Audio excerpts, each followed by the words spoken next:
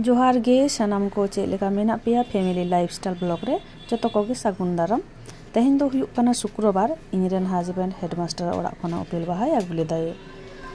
No उपिल बाहा दो दिसोम खन को आगु आदे तहेन आडी ढेर गे उनकिन दो जेहेतु बार हर उन गान दो चिकायाकिन ओना खातिर एरेन हर किछु गाना एमा आदेया आगु काते दे मितिन काना नोवा उतुई मे मेनखान उतु मा बन बाड़ाय कारण आबो हर दो दिसोम सेन दो बाको जमा तो ओना खातिर ते उतु बांग हुई बाड़ावा काना तो चे लेकानी उतुया ओ बोहो ओडे हेज आदिया जे यूट्यूब रे सार्चिंग देखी तो ओखाने ओंडे जुदी ᱧᱟᱢᱟ ताले यूट्यूब नेल नेलती उतुया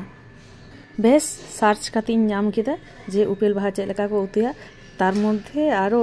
उपेल बाहा दो बांग उपेल लांटी चे लेका को उतुया तार मध्य आबार उपेल बाहा रेना ओना हो बड़ा गानोआ तो भागी गे हुईना लहातिन मने तहेन जे उपेल बाहा दिन गिडी का डांटी तिन उतुया किंतु बांग आर सर्च काते नेल केदेन जे उपेल बाहा हो बड़ा गानोआ तो इने दो ताले फालतू चेक गिन गिडी काई ओना खातिर ते बानर गिन उपेल बाहा हो इये केदा बड़ाइन बेनाव केदा आर डांटी दिन उतु केदाई तो प्रथम रे कड़ाई रे सुनुम दुल खाते ओना रे कालो जिरे आर ये ओना बेरेल मारिच एमावादाई तो ओना काटिन रंगो अचोवादा रंगो हওয়ার পর पाशे आबार दालिन चंदा कादाई कारण जेहेतु सेता सेता तो आरो हेतु माने छुटी हो ताहे काना तारपर ओना डांटी तेनी उब कादाई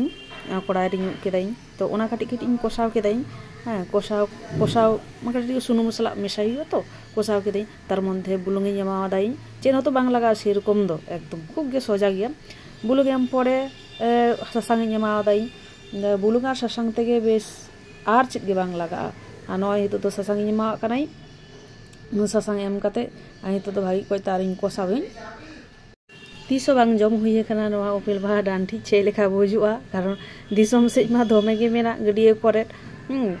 से गिद्रा बेला रे गडिये खरा उपेल बाहा तुद काते से माला बेनावे आर हटोरा माला का कान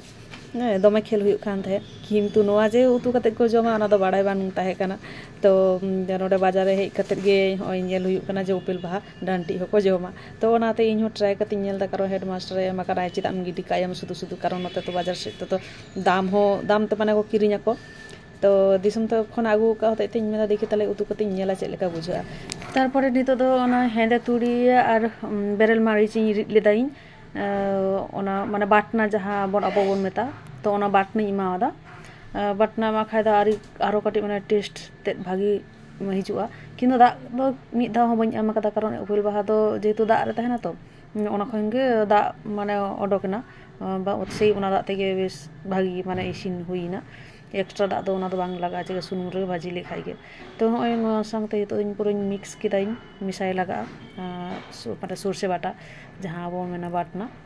तो तारपरे काटी किछुक्षण माने कषाव काते दोहो कादाई आर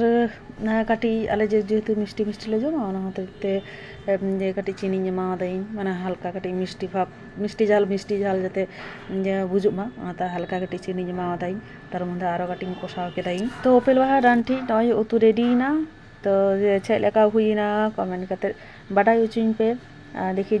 जम काते ले नेला चेक लेका हुई काना आर आपे हो नोंका पे ट्राई दाड़े पे तेहेना वीडियो दो नोडे गे मुचाद ना।